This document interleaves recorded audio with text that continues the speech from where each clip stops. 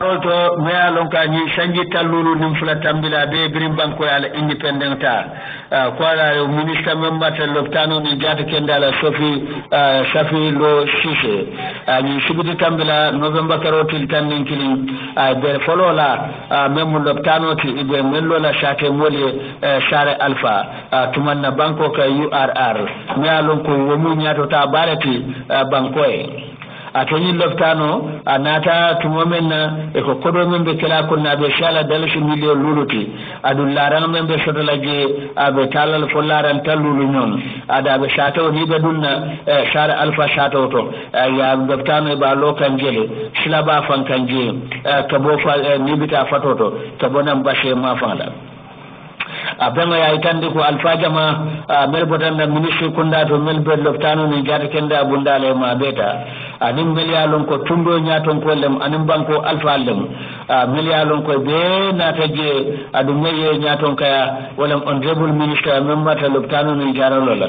Safi Lo Cissé ana denyo malu anin mol milyalon ko e bota banko president fangla officer to anin deputy governor member URR anin dibito member tumanda constituency shato Alpha lu belbe Sare Alpha ani ada kafolu anin kanunte jama milyalon ko be tumanna banko kanin tumanna banko e bantala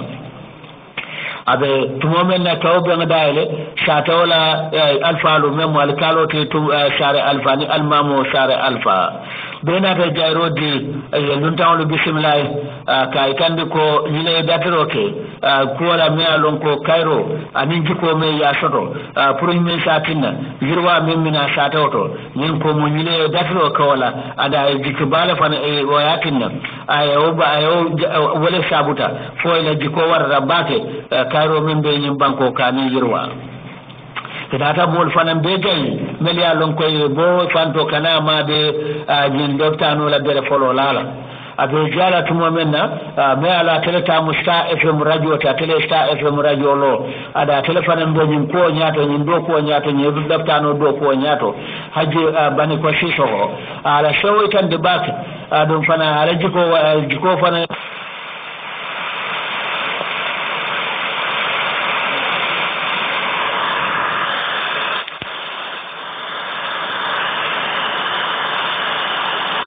bulanna a point ni sepa tabe kata nyaton ko la be mbata ba fula meyo ko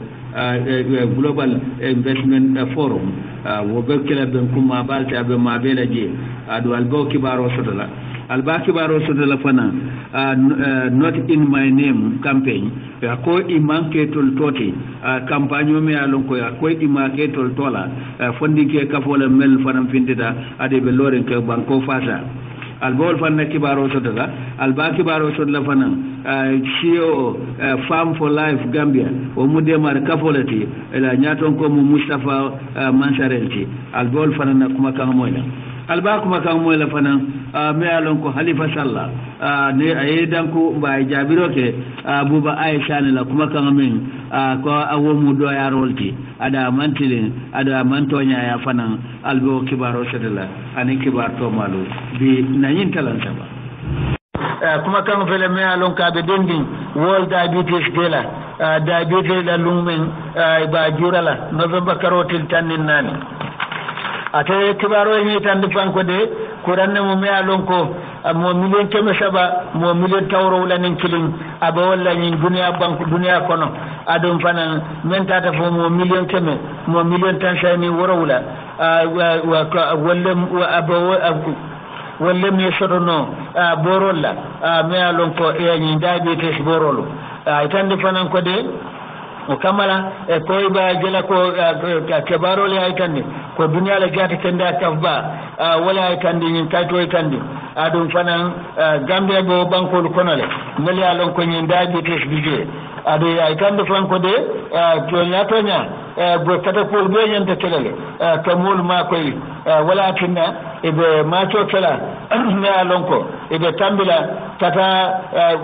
kabo Africell kana wala Westfield dum prunin kamala talan konon toni shomondale ba dadla kata prunin kamala ko shima ko rodi ade shimolu kotabo nyin kuran ba nyin sasa be menna adum fanan e bodila adum fanan bol kala Westfield Johnson otoje sera kunda kata sera kunda marshauto anin bofa zone pour kamol jibe na ta nyin sasa bela ay tande fanko de abemo abe mol be bunya to kilje abemo to me ya lon ko ba kala pour world diabetes day adu me ya lon ko abe loka be me ya nin kan kem fi 2018 ka fa papa njai a tele nyin dem kile ada tele ma be nya ton kote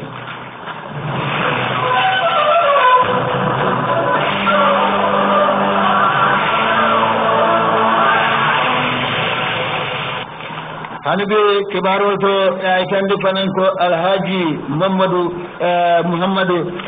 jabi muhammad lamin jabi imam ratibo membe fo nyibese wala tillo ko gambian ko bela ko shi nyaton ko bunya ko alay mel tambindi mol shi la bunya dilede a killo ko fanan mol shi kawandi kayro ko la wato wati banko kan muhammad lamin jabi atele mo president fananti imam jabi daratul foundation membe fo nyibese west coast region ni kuma kanfo tembo men nanin dele news kiba talabe kacala ala koddato ay killo ko mon la fanan koy hakkintu bake e be kalmol men fala e muhammadin dolma surtout banko nyaton kol alay mel tambon ko gi canjang hakilo to la bake non la kumoto len kamem fo anin na baro anin na kenya bare ala ben titindila na lunna lon ko ata bayla ay dandal ay ko jala bake mol men ken nendir kumol fo molma anin surtout nyaton kolu ako gambian kolu separe be ka fo president adama barona la man sakundama pour banko ta nyato ako almamba imam muhammad lamin jabi ya maroke bela ko ya tije kuma tension fodu moli o landi anini kuma barakantangu me alon ko man momo nafa ko shulo men bije molshi ba wala ko ma kumodu anin mun tension ako man momo nafa ko van ko president baro alala ya tombon ala kerekero kai woto bejan tabula la noma pour na shinin shamu akon ndiro ka banko president nin ako alqur'ano fanga ya konne aya haramule ko bari alala ya tombon ndiro ke nyaton kola nyanta bu nyalale no brano ma ko ala ya kanu nyamin bari atella wato be keri ako ka bunya diala ako mu fanam mu ala batum lati mola balwo kono ke nyaton ko bato ako dun anya besha fa abu nyama imam muhammad lamin jabi yafo ako atanyin l'islam lonna a killo to mor bela ko e fanjam bandi ko kura mi alon ko wala mu go wali natla banko kan ako nyanta duwala fanan kayro membi jang ay sabati tenkum anin shumaya anin nyatata adun yen na shalo duwa fanan na nyaton kole anyi laji fanan ko gambian kolu nyanta la tentu labat farindir ba men kete jangin banko kan ako de dunia be nganyari na banko president la wa ko woto banko mol fanan nyanta nganya la fele bunya men bi ko ay kuma la hanibi ko la me alo wolum kuran la koti anin nawe imam yi tandiko kuran la kole ya banko kan ako yi mu kumeri mbala ci problem meri nam woto gambian ko shakala mutako president baro anala mansa kunda ebe kata ko beke kanne ko topoto anyama ada ko wata kenola nyaabiti ni nyaayele doman kolam akata kenola ta foko bankol melia lonko irwata manke woli tata jami ako bari bankol mu kado ko tilkilinna imam jami ala ko kum famenna wala may bambando ko gambian kolla ko ya kata karo membi ja shabati adu mol fana ya kata bake ga karo nin tanko membi jang ne kiliafe nga kantande nga tankandi wato bela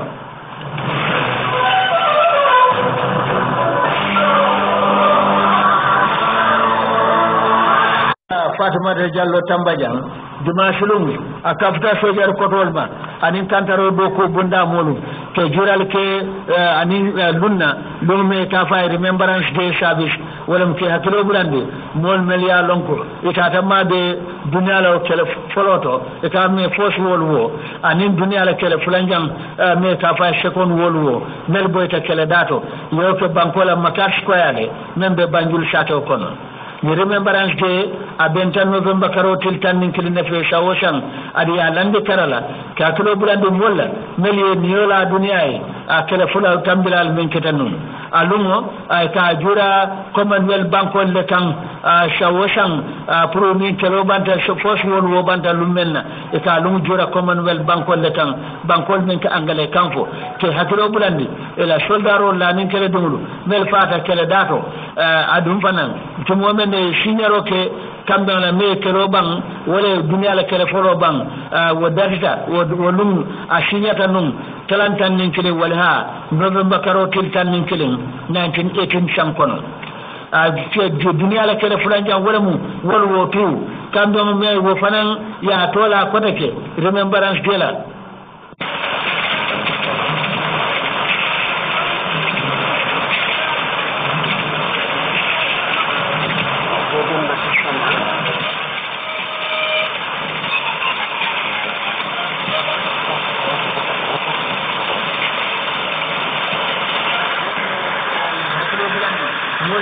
o kele fula tambila adon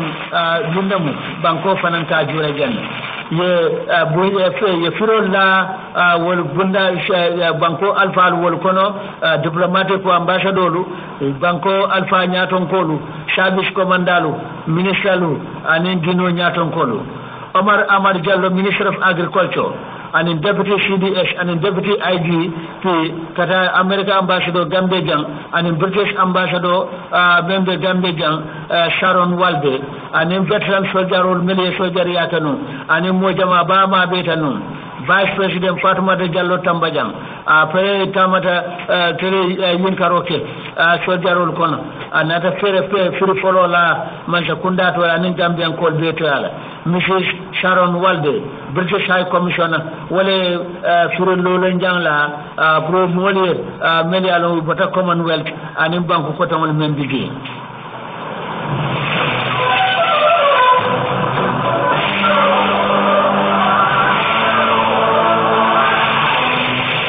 Standard newspaper shafe kafum gondin kemeye Abdul Aziz Baro tala soldaro lieutenant Bashir Baro dimmalem abe diam kan nitoro nimbata me ya soto bere ya fa ma fa non abe kuma kan nun banku be tamola be alon ko ba ke kan pour mol ke famundi anin ke dinol kalam tan anin fondin kewlu ila nyantol mumenti anin kuma ya membe nyinna pour dabula falindiro tonya siloto ebe menta mandi kan baro ay nyetande ko abe sanji kononto bereba fa ma fala ada itande ko tembo atabita kan karambum tole ako wato watina ya bama nyinen ka aka mfa ma Bashir Barole aka ka fa akai menja bae aka ko atamatale akwati na talon damin ko ya fama tajire ya fale men mu laftinan Bashir Baroti wala mutumo menna ay kibar kay to karan akon fama la shaya ay ni to rabale na tin dimba kono ako fan nte aninde ndo manyulu yen tam yen gulu yen toboto gamin ako wotum man ba alfa shoto ba fama shoto sho kono membe to le jibela akoy ba ma dron wala katata pour que ajeko e balonde ke toboto ako akita e kole aku bati e ba ma kilidem wala lotefe Abdul Aziz Baro e nyimfo standard newspaper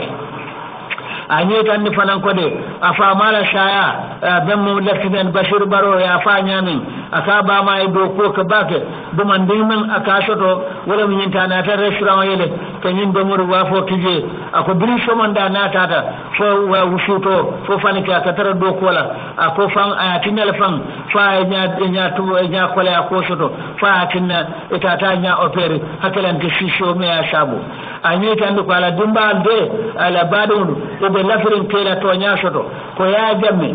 ko manke président to kotake adum wo bakayi ba kala tan pour moli e jara mantoro moli e bara mo men soto wato kano ako bare wati ako biya si tolbe shawala menna wala min to ya jamme muta ya nato tonya luwa nyatin lade ako ni nderon ne betol washala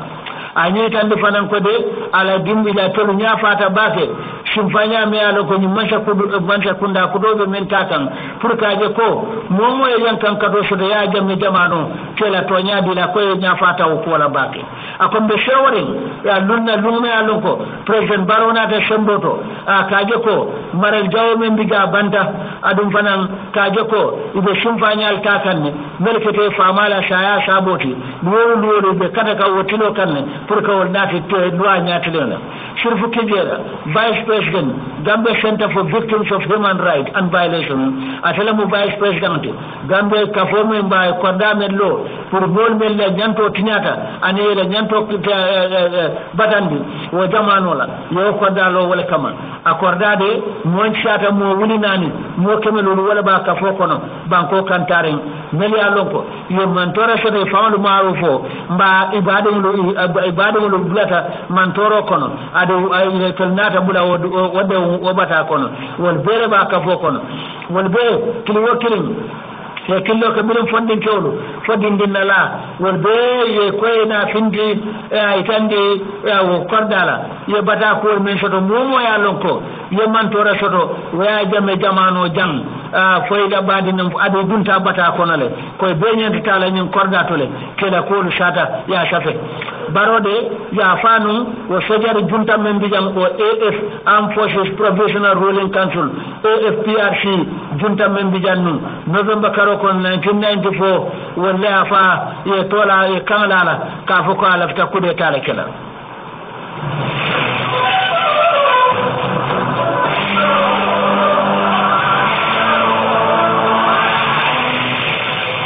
police woni e janjandiro ko mollale mel ko to tata Westfield e kefan tole ka fo e fay kefan kile o ko pay Westfield group ko bentanum ko tel maya chewo tandi pameto me madila pour e kayla campagne tandi munana kuran ko kuntu ani jo ko e burkale pameto mendila ya burka e ko e la na tela suno itadi campagne tandi wala riot police wol finita kada bake beautiful nata yela kuma kankaram ade ya fo ko dal man janjan dorom be kulala ka be kolala bake ko e boje janni minute tan sabo dorom e kana mojo to din krato ade ya itande ko nata kundu fan e ko na minute nan dorom nyamam pare ka jije wo balanalu ko tata nun kunun Westfield ka futaje wa tara abdin police ko occupy Westfield ko clearance du to lale pour que démonstrer ko dum akana tambe monto wat shabala ko bari na ta burka monto wat mo nin nani ko kantaro nin tan ko kamala kuma kama me ya de kunu tumo men ko kuma kama me shayin assistant PRO police ASP ko de konta shibitulum ko police woni ya burkale ye ko meto men dila asunta ye kullo men kibaro soto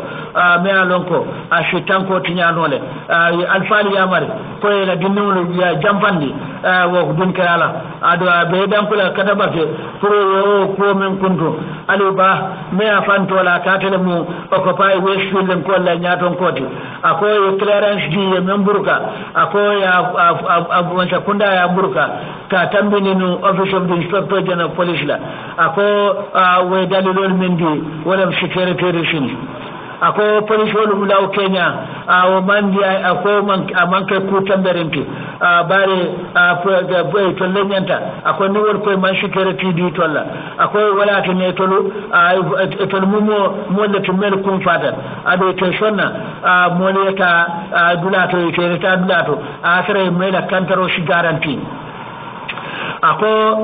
banke banko la constitutionoti kote ke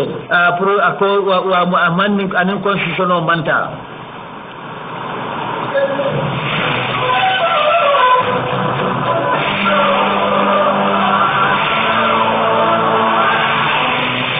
wotum be lola le janne wato en so nyilan sinana kankularol men do mburu jam tan suwol sindanda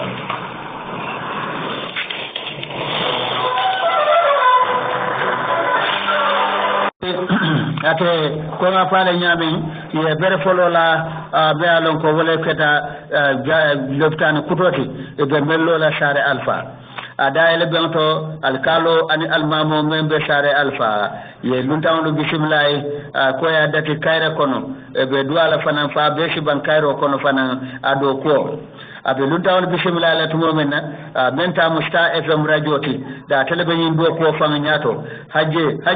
bani ko si soho ala shewoy tan di bake ado fanan ala jiko fanan shoto bake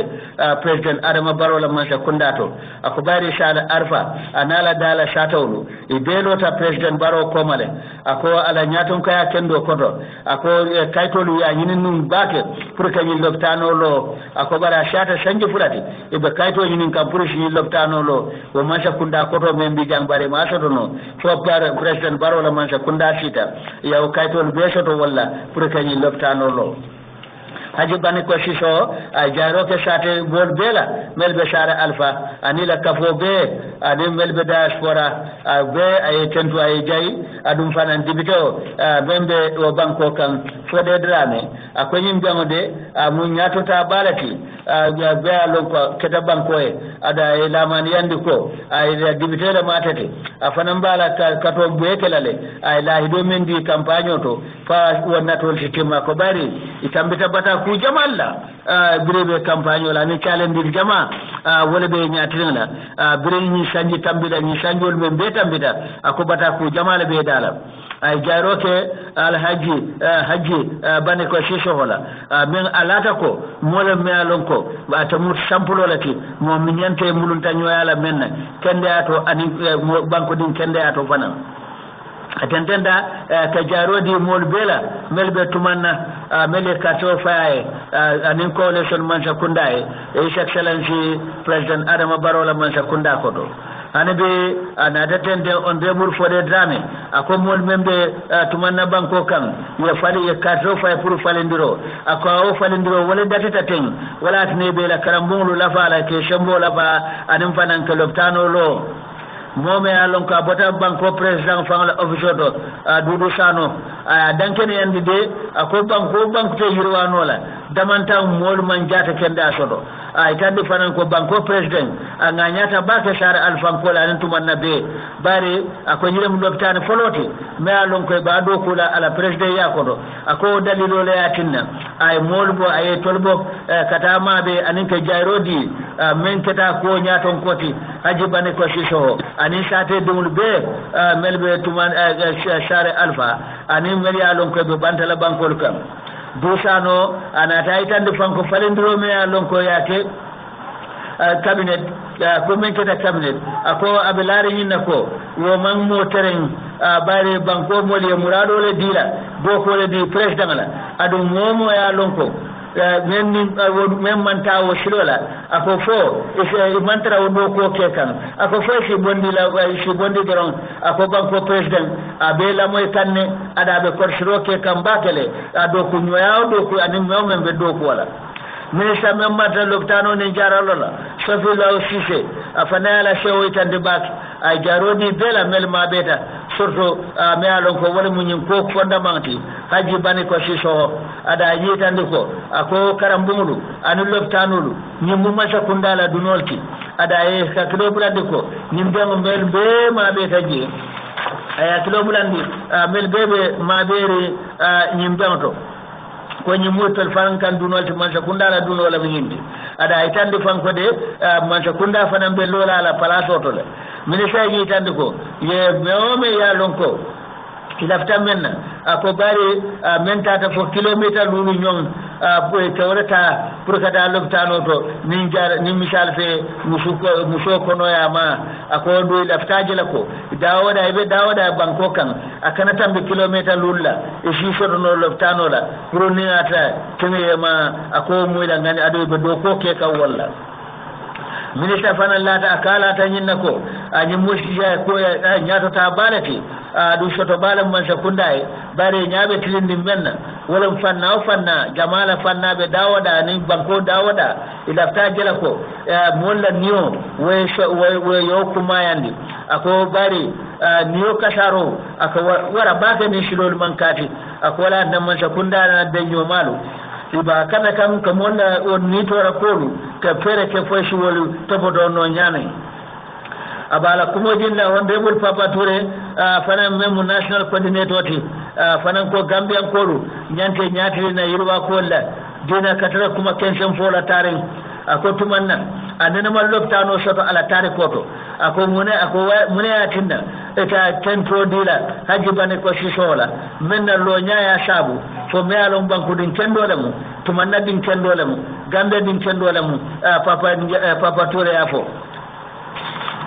hanbe abe kuma la tuma wonya Papa Touré ala jiko etande ko de ne ya wato di akwai yin man sekunda president Barola nyaton ka akoto ebe yirwa ku jamale na tol men banko ya soto ako na tol betim manale ako falendiro man sonya sako sanyi mon nim fula maral jawo men be banko kunna to falen nyamoto ako te do ku chahanti ay jarodi ila debite wala fode drame bara ko molam me alon ka bala campagne wallahi dol timmandi kan no bode je itande fanan ko de sato me alon ko wala mu kumbije satoti URR wal fanay dando ka baro man sakundala ko e ma ko yela salo do ko atariata nyawnya nyama sate mol men be kumbija men be Fulade East District URR ay kumbota bake ila salo men tinyata ado salo e ko wala ay ton ni sate ko tan sondi nyokan ado ay tandiko bri man sakunda folola fokana ya jamela sanjim wannin fula kumbijan ko le dando ka bake o man sakunda lale ke ma ko e kanyin salo da bare man son ado kuna akoy jikita ko barola man sakunda be ma ko la sai Star FM la siyo Alpha Karaga atata fang wanti salo jibelo subitulum ada nin sate molu kachata melbije adu wolbe kuma ta menna wala mu yindi ko e bedano kala man sakundala ko atariyata nyawnya nyama ye mako bata men be dala Fatima tan ni maga ako salome ya lonka bela kumbijeje ako imula ni sura ku balati ako surto ni samabe kering ako mo mukateno kata dulato ako karamuta di nunu walla taka bayle kata karamudo sama ko wol mukatano karamudo adum fanan ni sama ba kata fanan akwa tinale musol fanan mukatano gade noto hakilante salola tinya kamala ako ila ni toro fang be wara ma momenti wala dindul mukateno katela karamudo ni watola adun karamude foy salote dorom yefute la karamuma gadi no fanan foy salote wo silote wo dinkrate yana futano gadi no akoy muko keno katela kunkol fananto bare ni salola tinya Fatima da nimba gafo ay batande baki Fatu Sibi afana killo kama sekundala anin demar balu ko dukare ne ma koy bare kata fang bashe ko kala bakele pour kata je akoy la dinuru mukata no karamuto shama kono general fana mukata no la kunkolto ni shama be kerin kadin do kulal fana mukata la gadino to ni shama be kerin honorable Papa Touré me alon ko fana be tata odin krato ko keta bala fati sate mol men be kumbija ni URR be Papa Touré ni killo kam sakunda kutola ko e miral ka bam sate mol la mel be kumbija bare ni brijo ni salo ni abe tembo men tabe al hala ko lambalato ada e boyle shula banko dum bele shula sayin Papa Touré ani tandi ako president Barola man sakunda nyanta la kata ko bekela ye bulobula nyin do ko kono pour kaje ko kata bake ye salolo nyule ako bari akata bala fati sanji talulu nim fula jawara man sakunda kana fo jamme man sakunda nyin salo man do kuno wo molbe bataren sala ko wala bakele Papa Touré ani bambandi ko ye fereke pour que nyin salo do ko Mr. Marishi Soho afana ya itande ko nyin salo de wo musate banko bela shula kwalti shorta shatawol membe dala amandan kumbi jadoronna ako bare kumbi jabe temale ako ate ke sodo no la basela daman tam foye tambe kumbi jala ako to salo amuy bela shula kwalti ako man sakunda dona shi ma ko no kaje ko yin salo doko Mr. Ibrahima Nimaga afana killo ko man sekundala ko e ma ko kataba ke pour que ni salo doku pour sinu dinnu e fote la karam wati jamalla ni sama kono ade ta tenola ite sodono le karambula ade te sodono la bashela damantan ade jila fante tembenola natra ni Suloman doku wa kamala e kuma da Star FM la CEO anem be ye shite Star FM doku la begay ila na kai ifama ya shedea membe kerinje kumbe jade anim bashe tema kilomita nan lem anin dala satawlu be jama e ke tambo salolla ka futano bashe satawto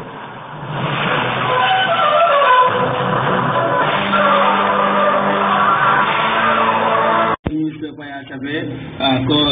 president nyanta bola banjuri jangi telebula kata Dubai kata ma be global investment forum wala mo bankolu anin shi global ni nafulti bal ni banku fankamalu e bemba min kili puru bela na fulo do kundi la nyami bantala bankolu kan anin ben nani jang me ala kafa ko korasap wo fana nyaton ko la bengalam kuma kan bodana president la office fangalto itande ko the banko president his excellency president Adama Barrow abe kafula banku nyaton kasabama atelebe bulala to lebe kala nyaton kasaboti melbe bola mo findu ba melia lonko o nyaton kasabolu wollebe kala paneloti ba wollebe sila tabul bato be nyatelengula ke kacha silol me alonka be kiring anin bundal membe yellin mo sinela nafulo do kondi no nyaadile Africa jam kuma kan me alon ka bota president la objodo ko his excellency president Adama Barrow president of the Republic of the Gambia abe tila kata Dubai kata ma be global investment forum dunia la be mbalam woti pour mel betela na fulo ni so de frangal do ko la bandala abengo anim ben nani njang me ka fay cross up submit president Barrow abe bulala alfa Africa nyaton kasaba itoli yeto le kere adi yeto le tombon president be kono Africa janna mofin du jang itol president Sabo na mofin du jang itol lebe tambila itol lebe sila hay table to wala tabul santon koti ke kata ka itandi bundal membe yelerin ani silol membe kering pour mo sinela na fulo do kundine nyamin na mofin du jang nyimbe silo dila banko president la pour que Gambia la ko kidimandi bake anin bundal membe yelli Gambia jang mo sinela soto fanga do kundino nyamin Gambia jang ay tandi fanko de his excellency president Adama Barrow anata nyolbe bala Banjul International Airport bi ni ala kidetal nyin talato september talato october karot november karotil tanin nani talan nani wato melia lonko e bita president dandanna be nyande talla airport Banjul International Airport monto wati tala janna ebe bola jam Hanibi standard newspaper fana sabe ko nyaton ko même leader of the United Democratic Party UDP la nyaton ko lawyer Ousainou Dabo ay tande ko de parti mo momo lahi di follow melia lon ko be nyindiro ke kadi lafta parti o sponsor wala parti o londi meyo carte finala min kana Dabo yin kuma kan fo sibitilum tembo men na tambita ben nyato biribe jomboro kela sala kutome ya lon ko tamaran sala kutome ya lon bundum adu meyoke wala mu bundun na dibitewte the right honorable Bakary Njie aje tandi faran ko de akaya kala muta mo jama bale ba mo jama bale be hammering pour ye lo ke meya ni UDP la tiketo kodo ko bari UDP man lahi di mo la folode ako council election ya ko council be lore na folo ima janjang ako niwo jangi council bundal be janjang o kolale UDP ba datila pour que tombon doke be mellondila dabo ya ko indi ay dandan lalo di parti militant la koy be pare momo nata UDP wala tombo atele harjeta UDP nata atele londi pour que lo meyala parti din be ke kilinti lo akoma kaje ko UDP kanye forlena ni election memina member kala ni municipal and area council election dabo e killer ka funding ke wol be la ne musol be ko e dabula nyin ka man secondary carte fo men katen ako nyimu do ko le politician wala do ko be dati wala do ko ke dati damen wala mu nyin kansulolti adum fandi kewlu fanan dia be nyante dabula la je la dabo ay musol fana yamar bake ko e finta nyama e dadum nyin carte fa nyin ela kansul carte fa men kana ane municipal carte fa men kana pour nyin kamala ko e fana shi musol la ko cda ade silo nyato pour que musol la ko itandi ane be ko da mo men be kering anin fanan mol kela ni sulo itande ka fo sidi si fatam fanso be wala be dunkan gambela politiko kono dabo yo ko faniyandile ako faniya molle ko kuma si falfo bari akota fatam fansi kilinti jang siola karola gambe jang adon UDP a banka party to me alonko si kiline be dendingala ako dol men kay infoko nafikol meli gafoko UDP mu mandinga party leti ako wo faniyale woti wuliyale mu toñate adum filibante kumole doronne moti la dabo ako beñin ngañin danken yandi ko ako gambian kolu nene te la moyla wo kuma kensen sifalla anin filibante ya kumolu anin melia lonko wol mujahil kumol leti ako ba lonko gambian kolte la moyla wala ako gambian kol ya lonne gambia sikilinte nyimbanko kande UDP atele majority ti député bungla bi to lesiata député ol beti banko la député bungla adum banko carte fay banko me alon wolle be gambia wala constitutionnel ti ani siol bebe UDP la sirang lu konole melbe banko la député bungla loya Ouseni Dabo ya CDA abe kuma la hanabi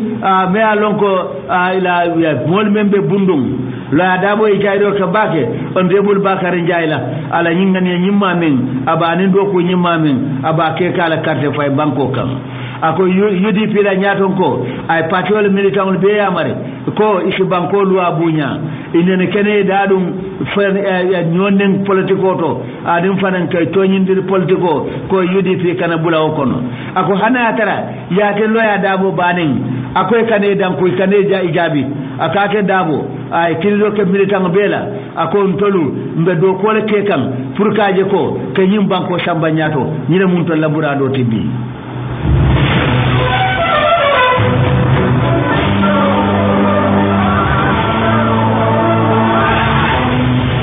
kibarol nata nawek la point newspaper la asafe ko police olu melmo criminal investigation department CID olu melbe Gambia police force tenelu ye mo sabamuta mel ya lonko ye sobita ko itolle bidon lulu ni 20 liter bidon balu ye wala mute burgas wala me ya ta nawek me ya lonko abe dewnde abe bataring ko ya essence mba tulota nawek la cordal to membe ko to power station ye mel muta wala mu esa mbengati kwa kile mu nyaton koti sobita menna adu do kulala mu membe do ko la nawek ani lamin samate ata mu jitite a student leti membe do meya lonko ya dendi nawek bala pour que do ko nikin ani unisaso taxi driver wala ngoti meya lonko ya muta ni essence mu ni tulo muta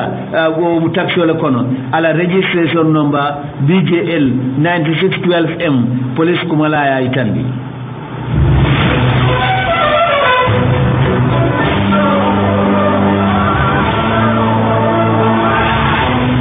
anibe badum lal bela moy kan talan saba kibarol la men ko bonale Star FM radio to 96.6 ada manda wala Sky FM radio membe Angleterre wo fananke nyin kibaro natile adin Kaira FM radio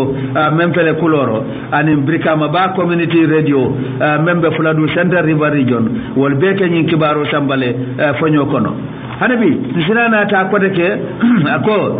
not in my name campaign akoy ma ketol tola fondike kafola munyinte melbe loring ya kuma kan fintinde not in my name campaign ay koy tolu molyalon koy ma ketol tola banko fondinkewlo ade tol mukafu loring neti membe loring jamaae fondinkew jamaa melbe alonko wolle siata nyim banko kan e ke diam wol tola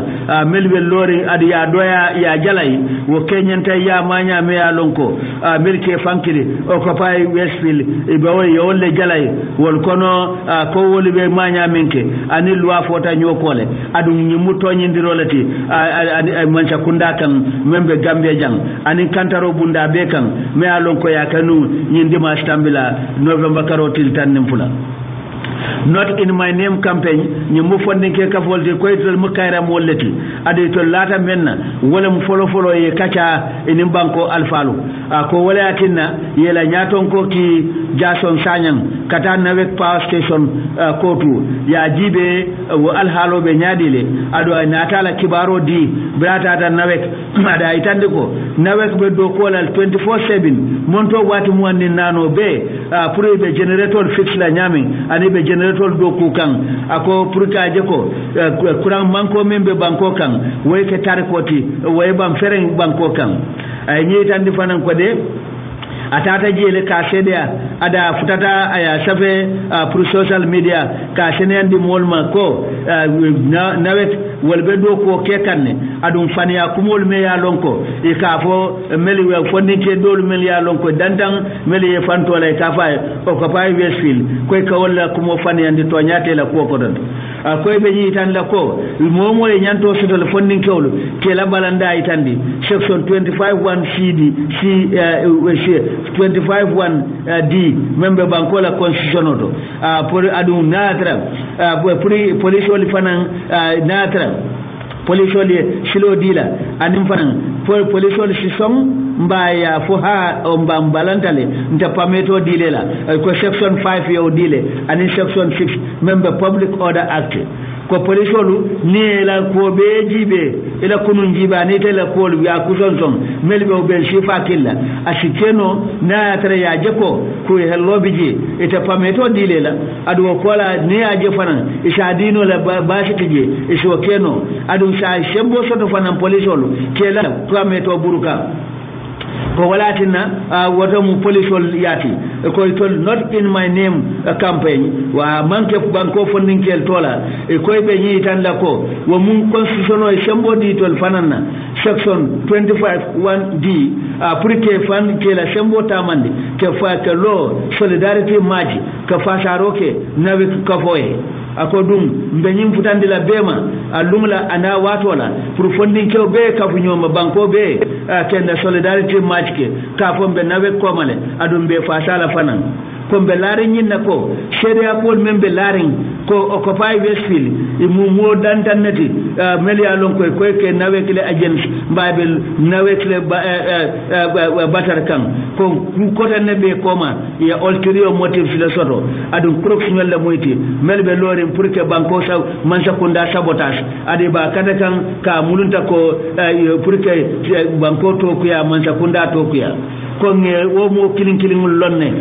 melia lonko wolle be ni occupy Westfield koma akodum melia lonko wol manke fenti nyim banko kan ndolde not in my name movement ndol mum wollati melia lonko be dando kele jama bela ko kana e danko nyim fero nyim kolla melike nyim kuma sifalu ba nyim kafu sifalu e ko de ay ba kada kay nawe kele taati don ko ke muralanti pour be lafta setano wulindi la jang anin ke tinyaro ke adu wote kele jang ako nyim manke démocratie men kanin ya nyim Gambia kutoto mo kanin lafta tol tambatu nola pour masa kunda banko tankandi dina amunna muradol ta anin do ko to banko din kendo be to lo anin ka balan wo kushi fala men si banko sayndi koma Gambia mbere tamu Gambia te adu mbere muradolem ka Gambia tankandi jawolma meli adum to lemu jamaati fanan nyim banko kan ndol funding kel melia lonko not in my name amanken tol toti nyin temben mbe radio bumul to adum be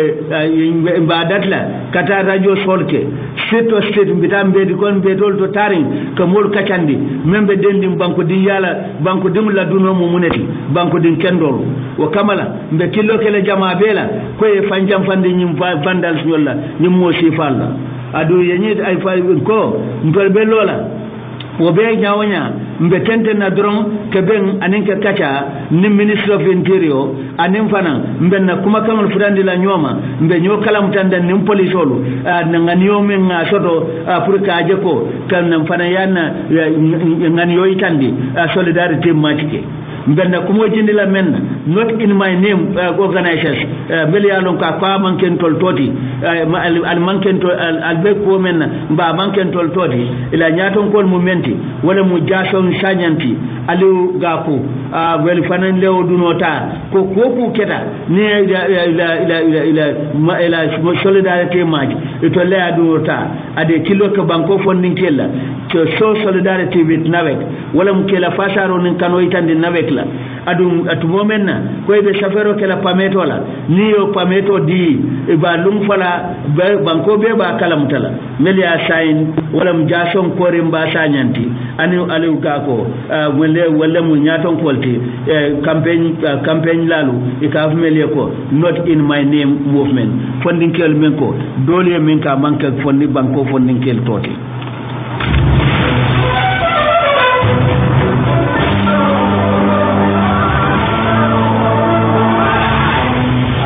albela moy kan Star FM radio la kata Sky FM radio membe Angleterre community radio membe Brikama ba adin Kara FM radio membe fele Kuloro do fele me alon ko siyo le nyaton ko lem Farm for Life Gambia wo mu demar kafolti me alon ko Mustafa Mansare wala ma nyaton kote folo akabe his excellency president Adama Barrow kontona nim banko be ako Gambia funding chewlu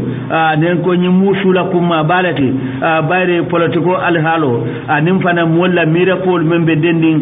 pour ka kacha joye Gambian koli ako politiko e wato le soto akatale akanale ayta bar banko ka tulorenne ako kamala nyimu wajibo lati banko dingul be kan ka tombon itilafta jumale la ay si banko nyaato sanji lulla ka nyaaton ko tombon ako mu Gambia lati ada nyi tandiko wa fananna wato kanale ay tambi nim banko dingle men tombon bele keddete jola say ni wo tombon diro keta banko nyaaton ko lota bele nyante bulo kafula nyoma ka banko samba nyaato ako nyaaton ko ya president ya akatale akana bar banko Gambia banko betalla fambulle dron ako nyim musartol timbe kan banko din kendo be kan la faroke banko la hadamaya anim fanko yirwa koto ako badin Gambian kolu politiko wato ke tambilede sanji lulu nuwo sanji lulu banta nsinana tombondroke bare nuwo sita woto banko do ko kede do nyin sanji lulu kono banko constitutionnel nyin kanin banko do banko din amuy kam murado lati ye fanyinin ka etebe munekele la banko e dina kafu banko be munekele kay o kamala be killo kele Gambian ko bela isi fanje ko nyin masa kunda mu bele tade bele nyin masa kunda tombo adu masa kunda be do ko lambele o kamala ako abe kele nafa bati banko be anim fananga pare kenna dunota ka kafu nyoma ka Gambia kilenti pour Cairo Kano anim tempum ni sumaya Gambia lonta menna be lo woto men si banko samba nyaato hanibi misakata mbe nga fay koma former dictator ay jaw ay wali yo menati ndambangal tema ay banko walindi dunga jeko bi na sulo momenti wala banko e kilindi woto nga kata bang ne dokoke men satinna nyum masa kunda men bijang anim fanan be yakata nga silolu la memba tinala banko bitanu na nyaato nyame bari sanji mu wannim fula tinyaro men bijang woto banno motaw be de danola kar konon to bi cokono woto akabe dando kela Gambia mansa kundala fansum do ko bundalu anin kaf balbe anin fansum mok anin mokum kilina be koy de maro kela kafola pour fondin tawsi yirwa nate no nyame bankoy koy la kafode e ton fareta ke denyo ya nyini ay mankara kilinjibe kamala abe be amar la fondin ko be surtout wato melka sabere ko social media Gambia koto bare democratic mansa kundala bijang ko ngenna nyantol fanan sore na adamaya bare democracy fanan ay dandula la soto wo kamala mol si dandula ke fan banko de nyanto sotole kela mansa kunda jalay bare akoy sa jalay nin tonya la fanan ko ko do mel ya lon ko keke ako muslim malika bolu sondo mo nyaminde anen ka mol filindi ako wol manka constitutional la silotide anin fanan ka tawnte ya ka do be mol be president nenna anin kuma jawol fo la president ma mbay ba safela ako wol fanan ni constitutional fota nyokolde ako woto nyanta munekela do wala nyinti ya ni be ma kunda jalayla isa jalay to nya fanan kan bare ni mu demokrasi lati ado banke ku jawti hanata yakuje memme nyabo ya fono bari safo anin kulwola anin luwala karola fanan wodo wo kamala na politiko nin na sifatan fasiolu mel ya lon koy manke kilindi mbe mbulodi nyola ban ko banko dada wallahu taala man so sembobe menna atele nemo jindi nyim banko e ay nemo jindi nyim president kutoye pour men satinna politiko na ngani yo membala banku doko ngani yo membala ka gambe ke beta gambiati be o sediale Mustafa Mansare atele nyin safe siwo membe femme for life Gambia atemu demar kafulati membe banko kam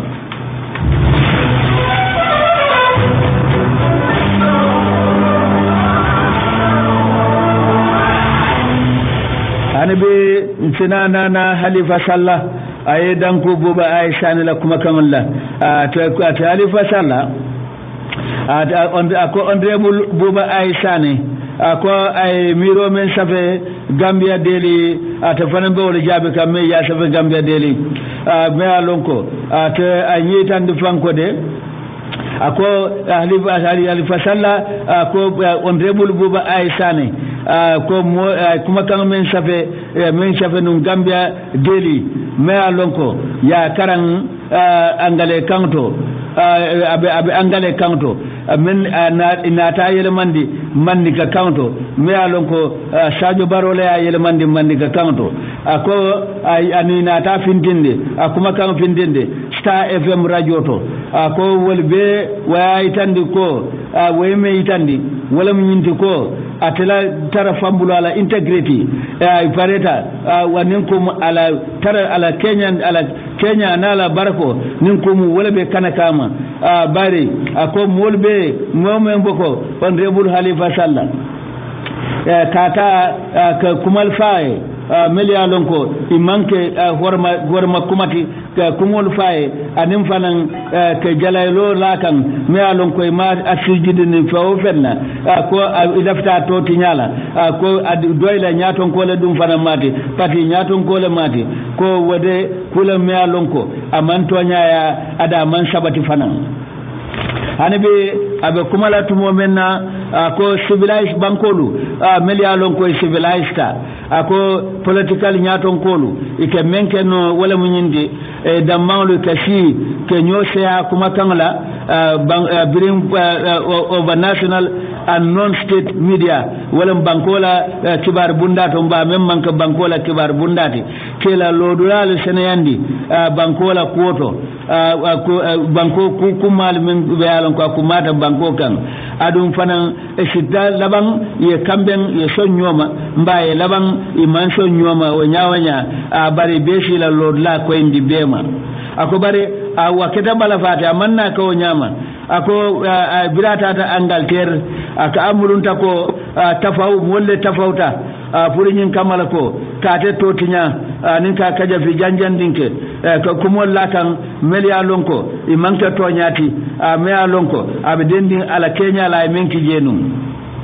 anyi tan fanko akon nyenna ko lu senandi bemale membe dendin adu malong mune batinala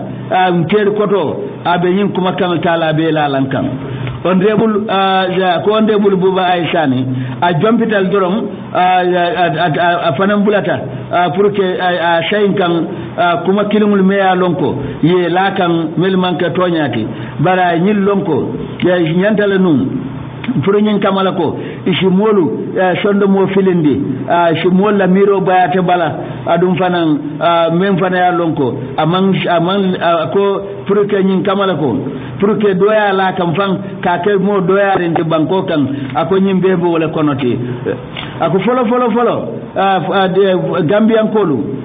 ya benyim fole ko ate mol me ya lonko ike fan Dakar nindi semboto mara lalu anen politiko molu ako jama ku sababije ike menke wala mu nyinti ni la fitatula semboto sembo mara anim bambang la fana anim fana ye molu la balunya fananta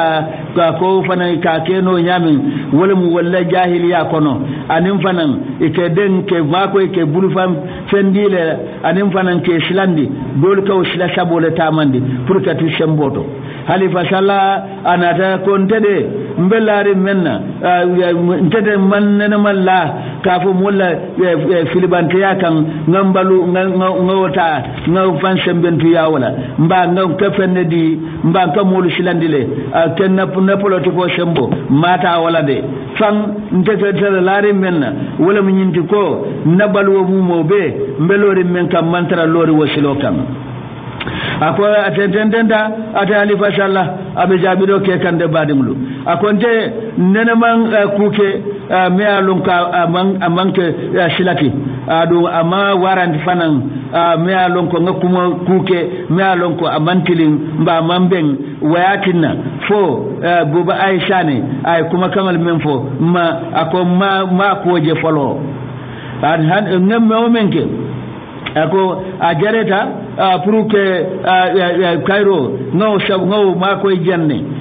bring sembo be dila adum fang njimba sene andila mol mako de ana manke na lodla doy nyaton kayala nche lodla bale tamandi yele mo wato kono tumo menna ngaitandi ko na nyaton kaya kono doy akodu ngalonko nsilod la bata mandino yele mo kono nata mudibite oti bari wole fan kuma ta bake bari wole ke yinkaroke do ko la melbe terim banko kan ako wole yatinna wole sembo fan warda hada ministati ko wayatinna ngado ko fanankele adu kada ko kele me alonko adu ngalonko ministre wo sembo be dibite ya sembo wala warta tete ministati mbaka han vice president lata ko wala sembo warta wala tinna adu ngalonko be president si ministre bondinole as vice president bondinole bar president te doyla dibite o bondinola ko be laari nyin na fananko ni bi kumala nene keda kumalati president tola adu ngai kalam ngajama kalam tandi kolu filibante ya kolu me nganyin kolu ngai jama kalam tandi ko ministre palaso ken tombonje ako wode ayo fole ako nga ko indi ko man ministre palaso ma kanin adu ma ay man palaso fanam fonye e ben kalindile ben dundila palaso mento ma ako mo kanin num fanan nde mu kumalalti men diam tanu ku jamala adum fanan man cabinet palace fanan nyinin pour nyin kamala ko be makamu le nyinin kan man sakunda kono ndefana ko de be nena man palace fanan kanin ministre palace kanin fanan adum president man atonton de latan pour nyin kamala ko asi ministre palace di doyla la makamul kono pour que ministre palace o di ñi tande ko dum fana nene mafo nene ñim foko nga be pour que nene inspecteur général police kon nene a fayne ko ye tanko di mola mi ala wotumo wala kanyeta ka president aka anene o fole ako bari ni adwa wotumo ako be ka shedia ate lord la menta ako dum fana bara manko ko abe ministre place le ngin kan wo man sakundato ako mo jam fata baake bare butu memu kesote wala nyinte buba aisha ne halifa sallallahu alaihi wa sallam bayle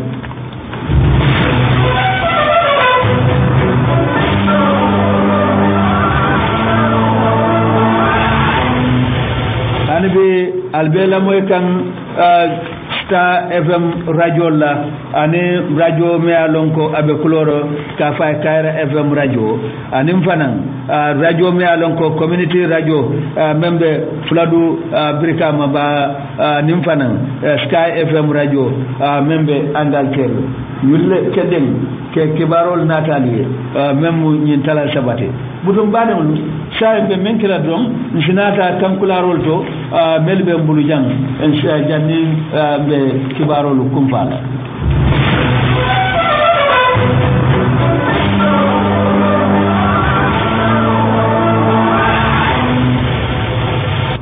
anabi social and fundraising